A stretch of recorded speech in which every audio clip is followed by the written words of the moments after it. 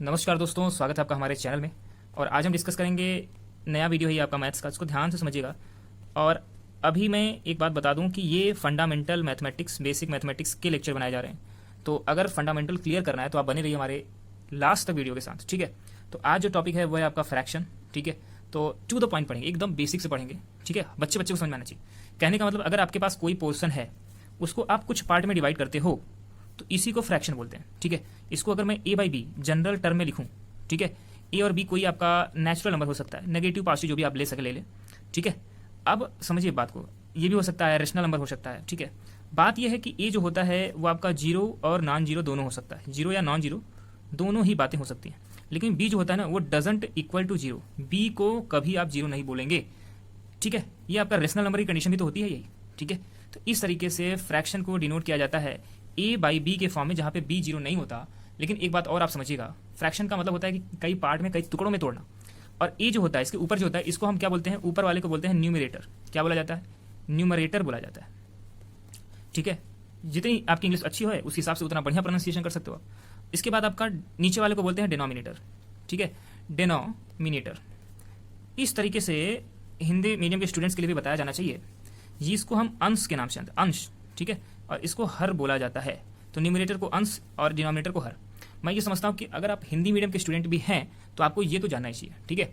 इस तरीके से फ्रैक्शन को डिनोट करते हैं। और हर डजंट इक्वल टू जीरो, जो आपका डिनोमिनेटर है वो कभी भी जीरो नहीं हो सकता। इस बात को आपको ध्यान में रखना चाहिए, ठीक है क्या।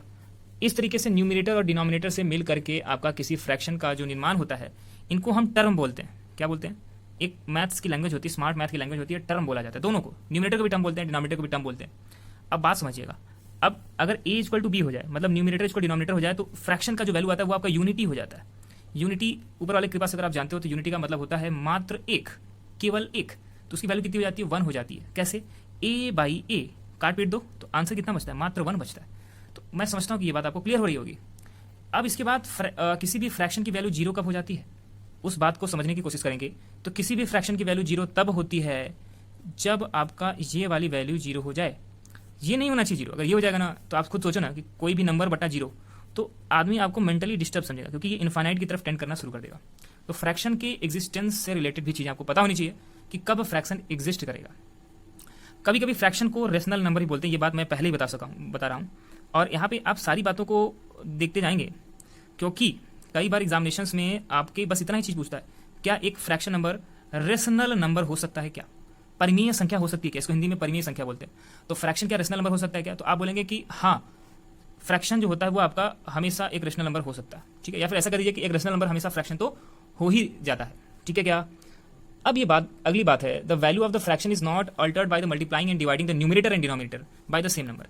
अगर किसी भी सेम नंबर को, जैसे ए बाई बी दिया है, उसमें एक एक्स नंबर जो है, दोनों का ऊपर नीचे मल्टीप्लाई करें, तो जैसे ए एक्स बाई बी एक्स जो बना, तो क्या इससे इसकी वैल्यू अल्टर हो जाएगी क्या? बदल जाएगी क्या? अगर आपको नहीं समझ में आ रहा है तो हर गरीब आदमी के लिए मैं एक अलग एग्जांपल दूंगा। 2/5 है, ऊपर नीचे आप 2 से मल्टीप्लाई कर दो तो कितना हो जाएगा? 4/10। तो क्या ये जो है, क्या 2/5 से अलग है क्या? नहीं है ना। तो इसका यही पूछ रहा है कि क्या ऐसा करने पर, चाहे मल्टीप्लाई करो, चाहे आपका यहाँ मल्टीप्लाई की डिवाइड कर दो, नहीं बदलेगा। लेकिन अगर प्लस या माइनस करते हो तो जरूर बदल जाएगा, ठीक है क्या। अब समझने की जरूरत यह है कि when the numerator and denominator of the fraction have no common factor. कैसे पहचानो कि, अगर मान लीजिए ये तो दे दिया, आप समझ गए, 3 5 4 3 2 अपान 4 5 6 7 9, मैं ये आपको नंबर दे दिया, ये भी तो ए बाई बी के फॉर्म में ही लिखा हुआ है। अब चलिए आप बताइए, क्या ये आपका अपने मिनिमम कंडीशन में है क्या? तो आप हमेशा ध्यान रखिए, अगर न्यूमरेटर और डिनोमिनेटर में कोई भी कॉमन फैक्टर न हो, तो कोई भी ऐसा कॉमन फैक्टर अगर नहीं है तो वो अपने मिनिमम स्टेज में है। क्या है? मिनिमम स्टेज में है, या फिर लोवेस्ट टर्म्स में लिखा हुआ है। किसमें? लोवेस्ट टर्म्स में लिखा हुआ है। ये फ्रैक्शन को पहचानने का तरीका है कि कोई भी फ्रैक्शन जो है वो आपका लोवेस्ट टर्म में है कि नहीं। जैसे समझिएगा, 15/20 को मैं एग्जाम्पल लेता हूँ। ऊपर वाले की दया से इसको 5 × 3 लिख सकते हैं। 20 को ऊपर वाले की दया से 5 × 4 लिख सकते हैं। ये चले गए अपने घर, तो 3/4 जो बचा, ये लोवेस्ट टर्म है। जबकि 15/20 लोवेस्ट टर्म नहीं था, ये इंटरमीडिएट टर्म था। अरे हाँ या ना। कहने का मतलब क्या हुआ कि अगर ए और बी दोनों ही प्राइम नंबर हैं, अगर आपको कहीं से पता चलता है भैया कि जो ए और बी है वो आपके दोनों के दोनों प्राइम नंबर हो गए, कौन कौन? ए और बी अगर दोनों ही प्राइम नंबर हो जावें, तो समझ लियो कि ये आपका लोवेस्ट टर्म वाला फ्रैक्शन है। लोवेस्ट टर्म वाला फ्रैक्शन दिखाई दे रहा है, ठीक है। एक और तरीका है कि कैसे किसी फ्रैक्शन को लोवेस्ट टर्म में आसानी से चेंज किया जा सकता है। ये क्वेश्चन तो आपके सामने आता ही होगा। समझिए ध्यान से कि ए और बी अगर मान लिया है, आपको नहीं पता चला है कि आपका लोवेस्ट टर्म में है कि नहीं है, आप करना चाहते हो, सबसे बढ़िया तरीका बता रहा हूँ कि आप क्या करिए, इन ए और बी का HCF निकाल लीजिए। जैसे ही HCF निकलेगा, HCF में दोनों को डिवाइड कर देना है, तो मतलब A बटा HCF whole upon B upon HCF। ठीक है, ये कर दोगे ना तो ये आपका लोवेस्ट टर्म LT में कन्वर्ट हो जाएगा। अरे हाँ ना। अगली बात सुनिएगा, अब फ्रैक्शन की टाइप पढ़ लेते हैं। तो भैया पहला जो टाइप है वो है आपका प्रॉपर फ्रैक्शन। क्या है? Proper fraction. तो ये किस तरीके का फ्रैक्शन उसको समझिएगा।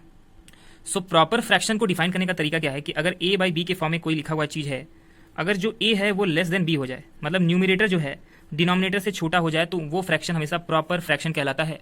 जैसे कि अगर 2/3 लिखा हुआ है तो यहाँ पे 2 जो होता है वो आपका लेस देन 3 होता है क्या, तो इसी को तो प्रॉपर फ्रैक्शन बोलते हैं ना।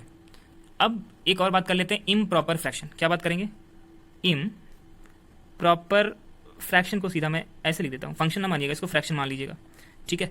इम प्रॉपर फ्रैक्शन क्या होता है? जिसमें कि न्यूमिनेटर की वैल्यू जो होती है इक्वल टू और ग्रेटर देन द डिनोमिनेटर।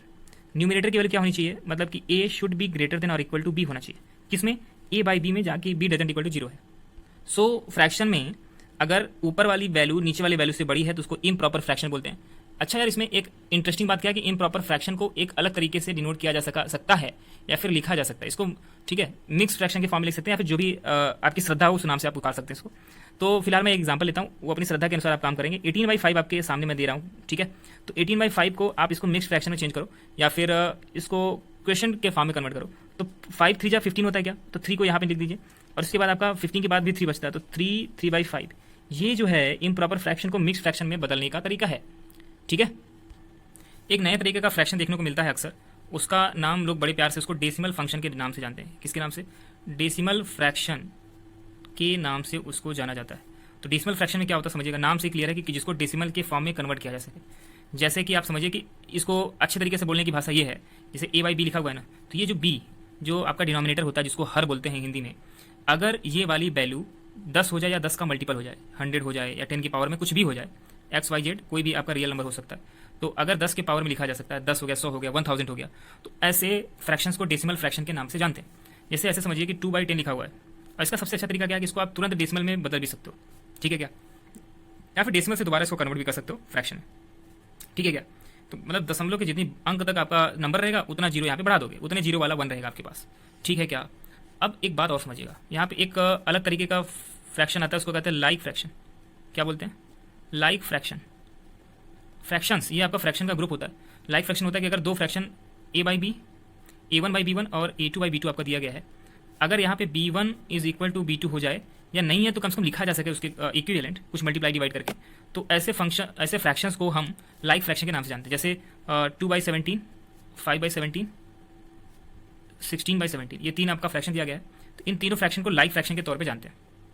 जैसे मैंने लाइक बताया तो अगला टर्म आपके सामने अनलाइक फंक्शन, तो तुरंत समझ फ्रैक्शन जो है वो आपका तुरंत आपको समझ में आ गया होगा।